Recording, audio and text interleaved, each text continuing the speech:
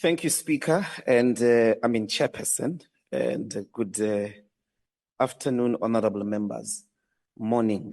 We perhaps, as a point of departure, must guarantee the people of South Africa that we know of the racist idioms that have sometimes informed white supremacists to think that there is a relationship between polish and the skin pigmentation in the history of South Africa.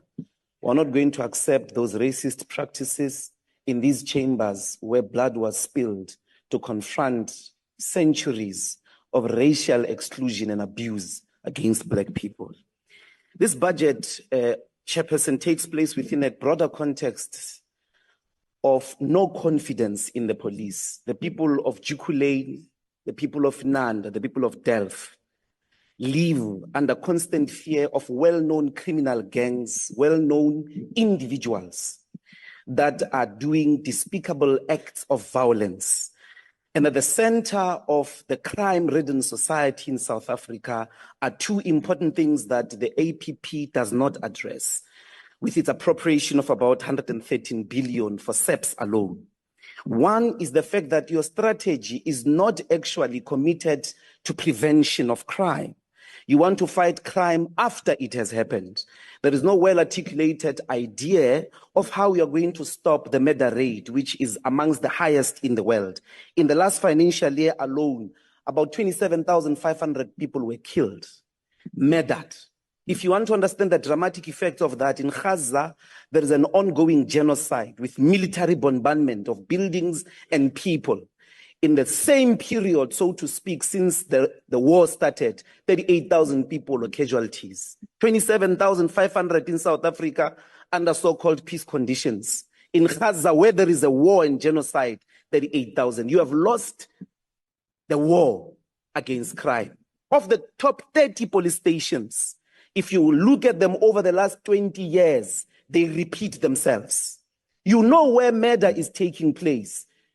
So it means you need a preventative strategy. All those police stations are known coming from only 4 provinces, KwaZulu-Natal, Gauteng, Eastern Cape, and the Western Cape.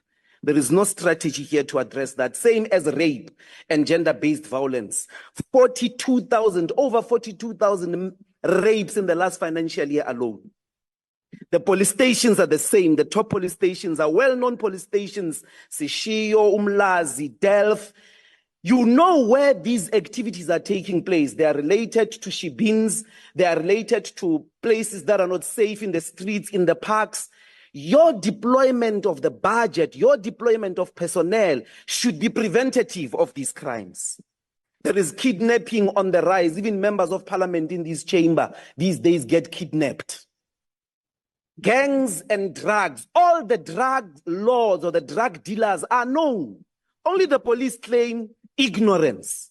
We know the houses in Orange Farm. We know the houses in Khayelitsha that are selling nyaupe. Only the police don't know. Only the police claim ignorance. The gangsters are embedded with the police. In fact, some of the drugs in our country are transported with police vans because police vans don't get to be searched. And that's another key problem of the failure of crime in this country, is the embeddedness of the police service. There is no strategy in here to disarticulate police up to the top generals that are working with criminals, that are working with drug lords, that are on the payrolls of drug lords. Crime intelligence in your budgets account for about 4%. You know why? Because you're not planning to prevent crime. There should be an increase in relation to the crime intelligence budget, because you need to produce intelligence products, predict crime, and be able to combat it, including GBV. You must have informants within families. You must put them on the payroll who are going to report on the uncles, the fathers that are raping children and women, that are beating women inside households. There are a lot of feared and known families in this country. Police fear them. Politicians don't talk about them. They are known, and some of them run assassination networks. A criminal can leave a maximum security prison in South Africa, go kill somebody, be paid, and go back to prison. There is no strategy in this APP to speak to that. The embeddedness of the Correctional Service, the SAPS, crime intelligence in the criminal activities in this country. The reason why we've got the dramatic levels of crime is because the police themselves are part of the criminals. In Johannesburg, we are in control of GMPD. The SEPs don't support the work of GMPD. If you get a person now with drugs, you hand them over to those dilapidated police stations of yours. You meet them on the other street, the same people. When you go ask them, we've just handed you criminals with drugs on their hands, you find that now it's baking powder. Because the police stations of South Africa under your watch are embedded in criminal activities. We can't support this budget.